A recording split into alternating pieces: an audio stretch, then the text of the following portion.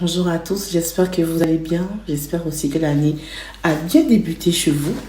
Alors je vous envoie beaucoup d'ondes positives, beaucoup d'amour, beaucoup de bénédictions dans tous les domaines de votre vie.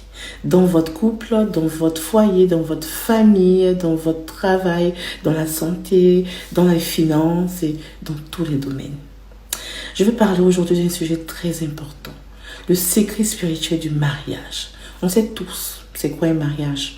Mariage coutumier, mariage légal, mariage à la mosquée, mariage à l'église. On sait tous c'est quoi. Mais il y a un sujet très important que j'aimerais développer, qui me tient vraiment à cœur par rapport au mariage. Aujourd'hui, tu vas dans une famille et tu demandes par exemple après la fille de la maison. Tu demandes, mais où est Rita? Et on va te dire, mais tu sais pas, Rita est chez son mari. Tu demandes, mais Rita est mariée maintenant alors? Non, elle n'est pas mariée, juste qu'elle vit avec un monsieur là. Voilà, et donc ils vont se préparer après pour faire la dot et tout. Aujourd'hui, c'est beaucoup récurrent dans notre société ici en Afrique. Et personne ne s'en offusque, en fait, personne n'est choqué. Pourtant, c'est quelque chose de choquant. Quel est l'honneur que toi, parent, tu as quand ta fille va vivre avec un homme qui ne l'a pas épousée, qui ne l'a même pas dotée? Quel honneur! C'est un déshonneur pour la famille. Spirituellement, c'est un déshonneur pour la famille. Un déshonneur pour la famille et pour le père. Parce que le père n'a pas été honoré ici. Il a mis sa fille au monde et un homme qui ne l'a même pas honoré, qui n'a même pas honoré ni le père, ni la mère, ni les frères. Il prend la fille, il la dépose chez lui. Et elle vit là-bas. Non, elle a choisi. Non, c'est elle qui a décidé. Non, c'est elle, c'est elle. Est-ce que vous savez que le mariage, ce n'est pas deux individus qui se marient? Le mariage, c'est deux familles, c'est deux lignées, c'est deux différentes énergies. Et donc, quand on parle de mariage, il y a beaucoup de choses spirituelles autour du mariage. Et donc, ta fille ne peut pas aller vivre maritalement avec un homme qui ne l'a pas doté. Non. À un moment, il faut arrêter. Pour toi-même, ton honneur de père, pour toi-même, ton honneur de mère, ça ne se fait pas. Ça ne se fait pas ici en Afrique. L'Afrique est le berceau de l'humanité. L'Afrique est le berceau de la spiritualité. Et ici en Afrique, même avant que les religions n'arrivent, les religions importées n'arrivent, ici en Afrique, ils avaient la valeur du mariage avant que la fille parte dans la maison d'un homme.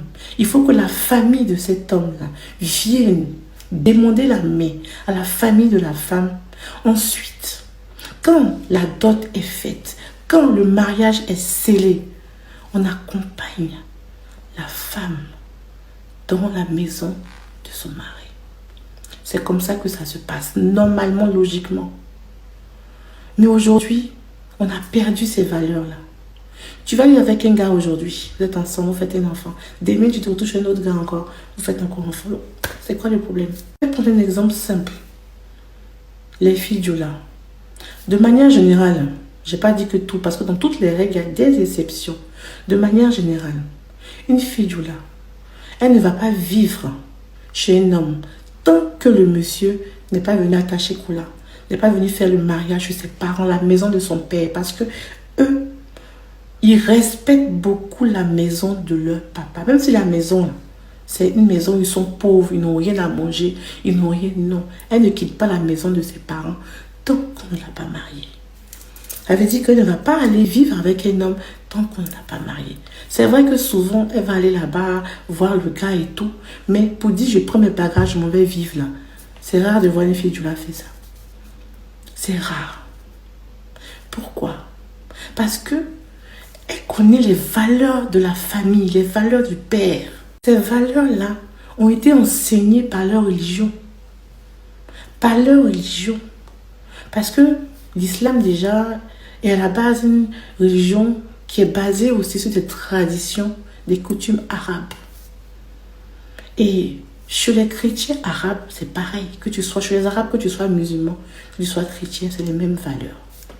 Donc c'est rare de voir une femme arabe, qu'elle soit chrétienne ou musulmane, prendre ses bagages et aller vivre dans la maison d'un homme, tant que cet homme ne l'est pas doté ou marié.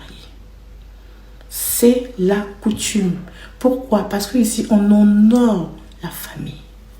Tu honores ton père, tu honores tes frères, tu honores ta mère. Et en faisant cet acte-là, en prenant tes bagages partis chez un homme sans mariage, tu déshonores ton père, tu déshonores la famille de ton père, la maison de ton père. La fille du là, avant de faire le mariage, avant de faire la préparation, qu'est-ce qu'on fait? On prend la fille. Et ça, c'est une coutume même chez les Arabes, même dans la tradition africaine. Mais comme plusieurs personnes ont laissé la tradition africaine en se disant que tout est satanique, démoniaque, donc même les valeurs, ils ont tout laissé. La fille du là va rentrer en chambre pendant 3 jours. Et pendant ces jours-là, on va la préparer et spirituellement, et mystiquement, et physiquement à rentrer dans le mariage. Et quand elle sera bien préparée, après on sort pour faire la danse, pour faire les célébrations et tout. Parce que déjà la dot est déjà faite. Tout est déjà fait. Après, ils vont faire le mariage à la mosquée et tout. Ça dépend des traditions, mais à la base, c'est à peu près pareil.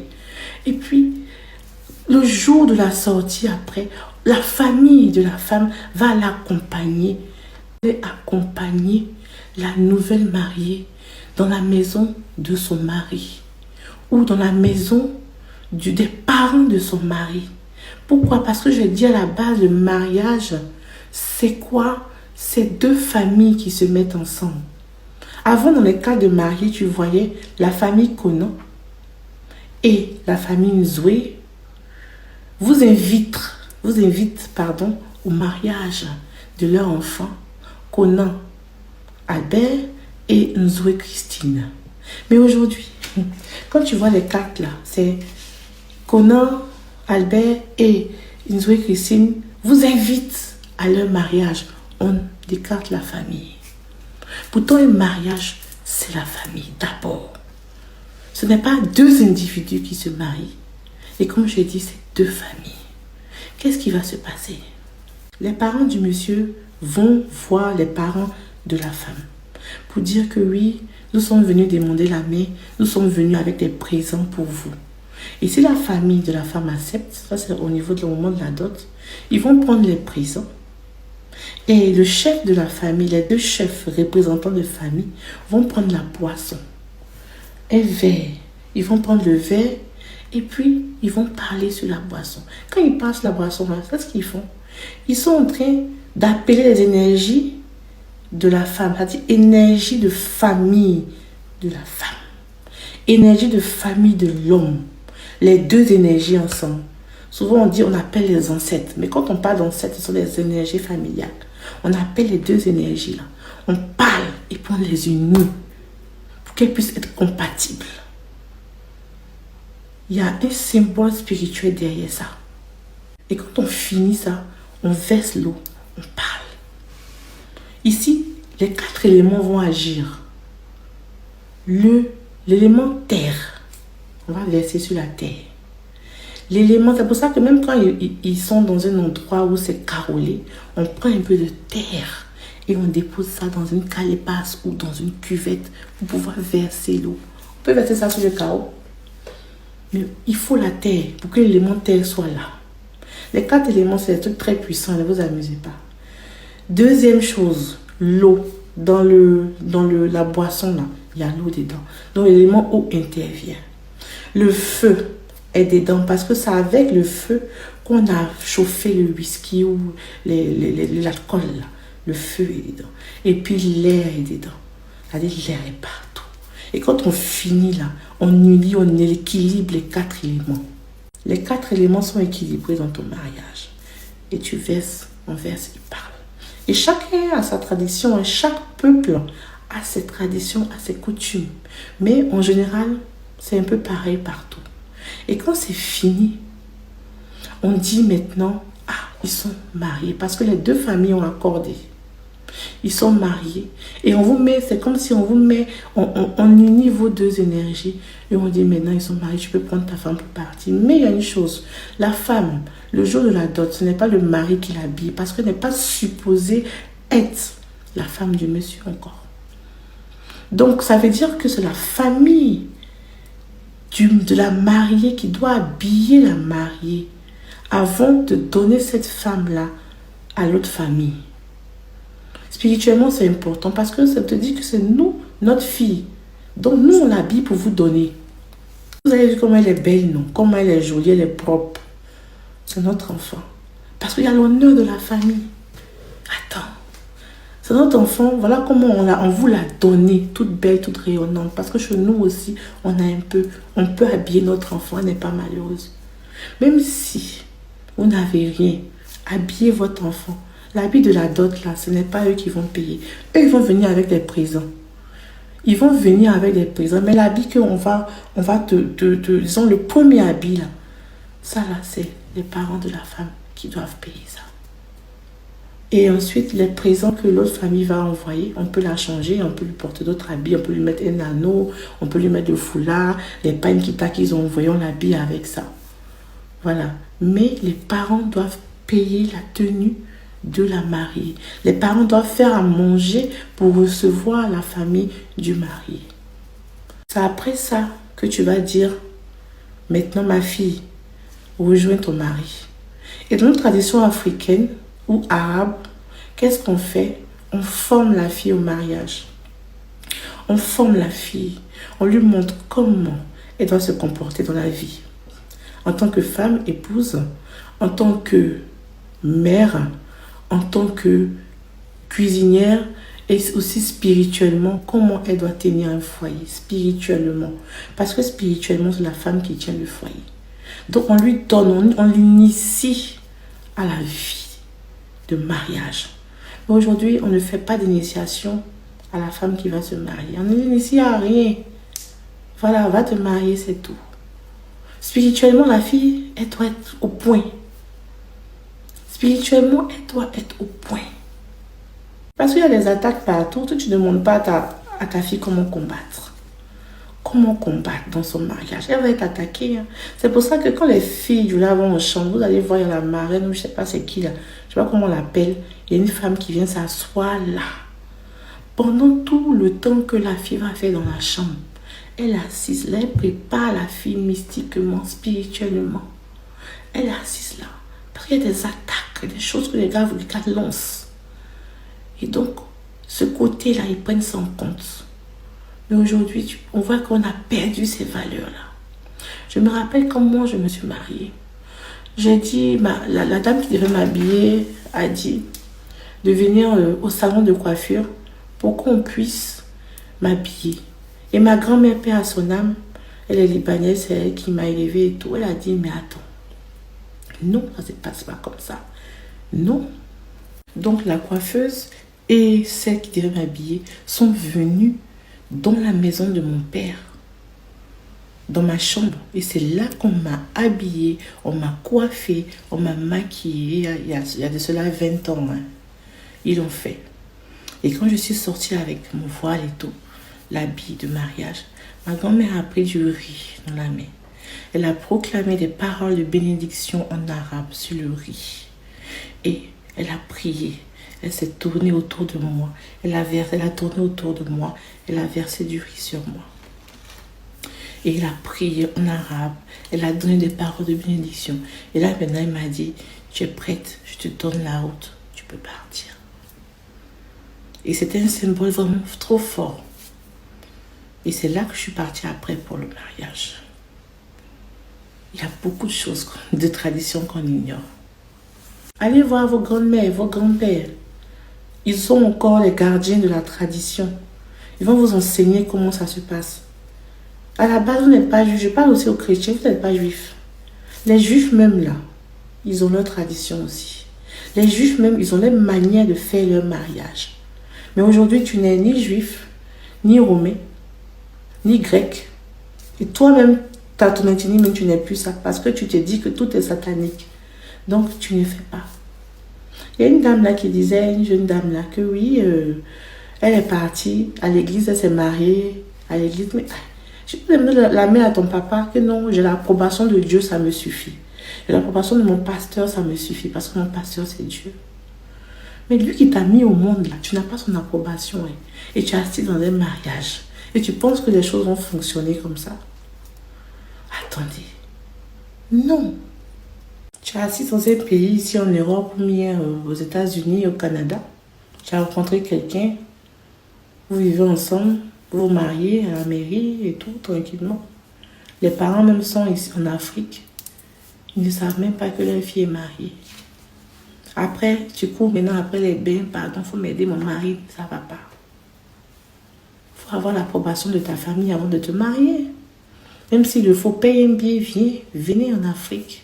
Et puis faites le mariage. Il y a des personnes aussi qui n'ont pas été élevées par leur maman, par leur papa.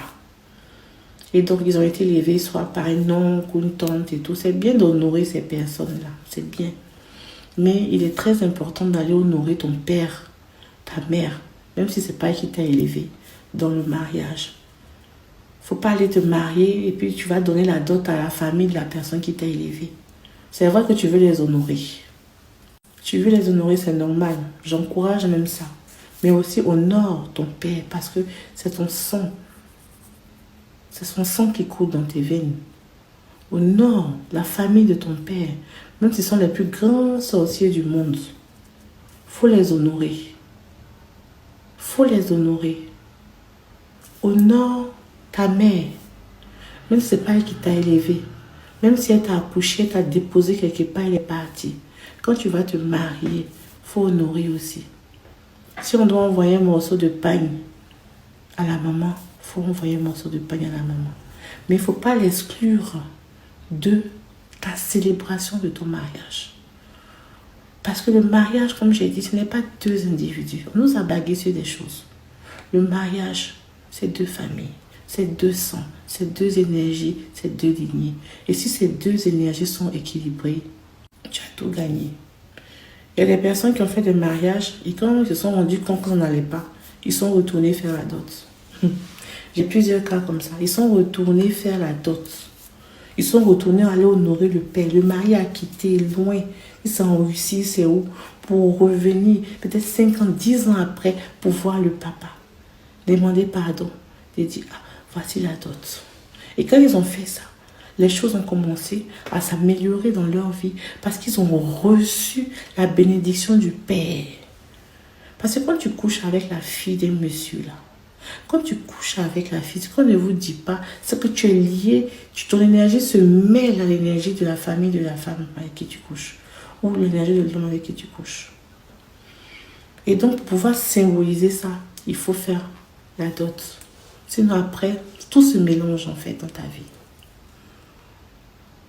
Le conseil que je veux vous donner, même si dans la maison, vous n'avez pas assez d'argent, dans la maison vous êtes beaucoup, n'acceptez pas que votre fille parte vivre avec un homme qui ne l'a pas doté. Et ça, c'est pour vous-même votre honneur, pour vous-même la vie de vos enfants. N'importe qui se lève pour aller vivre avec n'importe qui. C'est pour vous-même. Toi, la maman, tu es d'accord avec ça. Ah, ma fille est chez son mari, il est enceinté là-bas. Et c'est quoi ça? Il est enceinté là-bas, c'est quoi? Quel est l'honneur de ta fille? Quel est l'honneur de ta fille? Pensez à l'honneur de vos enfants. Et spirituellement, c'est très important. Ta fille vit avec un gars, appelle-la. Ma fille, rentre à la maison, t'as pas chassé. Quand il sera prêt, il va venir te doter. Il faut rentrer. Tu dis, ben moi je fais mon mariage à la mairie, mon mariage à l'église, devant Dieu, voilà, et devant les hommes. Dieu a déjà approuvé, c'est l'essentiel. C'est Dieu qui t'a accouché. Dieu là, en t'envoyant sur cette terre, il est passé par deux personnes. Tu n'es pas tombé du ciel. Il y a deux personnes qui représentent Dieu sur terre. Ce n'est pas ton pasteur. Ce n'est pas ton prophète. Et les gens même leur demandent leur mère à leur prophète, leur pasteur. Il y a plein de cas comme ça. C'est quoi? C'est lui qui t'a accouché. Non, c'est mon père spirituel. Quel père spirituel? C'est pas lui ton père. C'est pas lui, c'est pas ta mère. Honore ton père, ta mère. Ça, c'est le premier commandement. Le jour de ton mariage, il faut les honorer. Que Dieu a déjà approuvé, mais Dieu va approuver quand ceux qui le représentent sur terre seront honorés. Mais c'est pas parce que je suis allée faire le mariage à l'église que Dieu va approuver. Il y a aussi un truc que je veux dire en parenthèse. Tu peux faire le mariage coutumier. Tu peux faire le mariage à l'église. Tu peux faire le mariage à la mairie, à la mosquée. Mais tu peux ne pas être marié spirituellement. Tu peux ne pas être marié spirituellement. Tu es marié que physiquement, religieusement. Tu n'es pas marié spirituellement. Et ça sera une autre vidéo. Je vais parler de ça dans une autre vidéo. C'était ce message-là que je voulais vous transmettre aujourd'hui. Voilà, que Dieu vous bénisse et portez-vous bien.